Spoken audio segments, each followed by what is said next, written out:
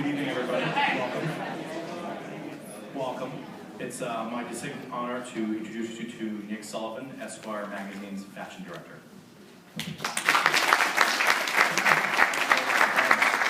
That cough and splutter through this is because I've got the makings of a galloping flu, so bear with me. Last night we were privileged to enjoy a conversation about the visual impact of the Beatles through film and TV and photography, which was absolutely fascinating. And I thanked Bloomingdale's because I thought none of this obviously would be possible without a really far-reaching and really ingenious kind of holistic approach to kind of style, British style, and the Beatles that has already had sort of far-reaching consequences in, I'm sure, sales, but also in social media and the pickup in the media, which is really, really to be applauded. So we're really grateful just to be a small part of that. Thank you, guys.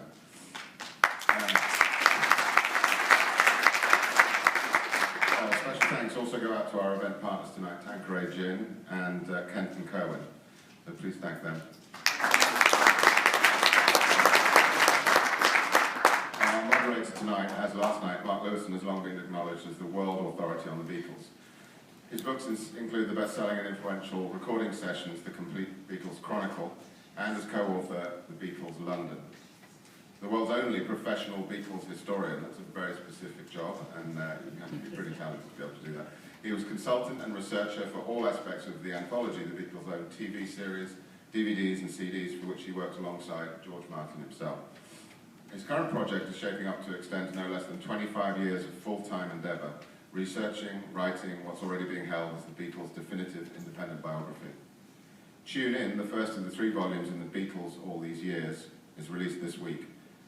And Mark is over from England to launch it and moderate these roundtable events for Bloomingdale's and Esquire. So please welcome to the United States and to our show tonight, Mark Lewisohn.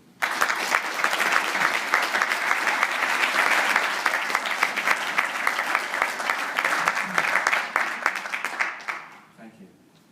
Thank you very much, ladies and gentlemen. And welcome to the second of 4 very special roundtable events celebrating the Beatles, 2 being held in New York and 2 in Los Angeles.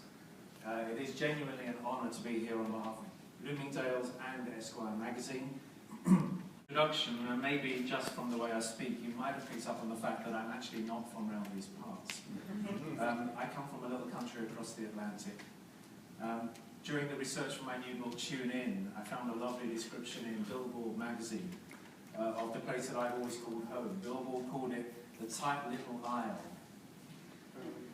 It fits, but I'm very proud to say that my tight little isle has turned out some pretty big talent down the years. Still proving them wrong today. The Beatles have never gone away. They're here to stay. Their qualities and influence, their humour and their music, their artistry and their innovation continue to delight and inspire. The countdown clock on those 50th anniversary celebrations begins here this week with these 4 events, when we're looking again at some very special elements of the Beatles story to enjoy again what made them so special. Tonight is the Beatles Music and Legacy, and I have with me on stage here 3 people with plenty of pedigree in their particular field. On the left there, we have Allan Kozinn. Allan has been a music critic and culture reporter for the New York Times since 1977.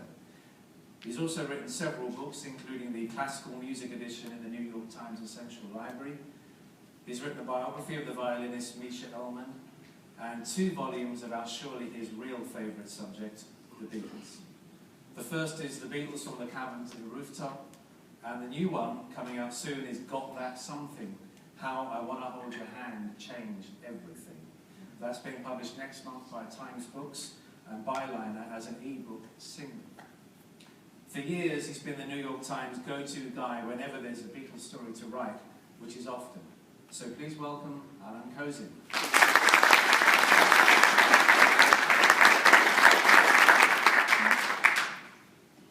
Gentleman in the middle there is Walter Everett. He's a professor of music theory at the University of Michigan. He's the author of The Foundations of Rock and was editor of the essay collection Expressions in Pop Rock Music. He's published many analytical essays on rock artists from Paul Simon to Death Cab for Cutie and on Mozart, Schubert and 19th century song repertoire. But the Beatles are really where it's at, and his 2-volume work, The Beatles as Musicians, remains for me the best of its kind in the way it takes apart the Beatles' musical work, examines it from every angle and shows what made it so special. So ladies and gentlemen, Walter Everett.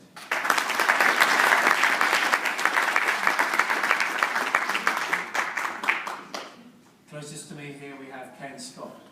Ken became an assistant engineer at the tender age of 16 at EMI's Abbey Road Studios in London. His first session was not to produce that, but to work on the second side as tape operator, the second side of the Beatles album A Hard Day's Night, at the age of 16. After that, Ken worked on every Beatles album through Rubber Soul, and then, after becoming promoted to an engineer proper, worked on Magical Mystery Tour and the White Album. Switching to Trident Studios in London, Ken worked with John Lennon on Give Peace a Chance and Cold Turkey. He worked with George Harrison on All Things Must Pass, and with Ringo Starr on It Don't Come Easy. As well, as well as albums with Elton John, America and Pink Floyd. He became a producer for David Bowie's Ziggy Stardust album, Supertramp's Crime of the Century, and Jeff Beck's There and Back. His recently published memoir is called Abbey Road to Ziggy Stardust, and he's here tonight to get back to where he once belonged.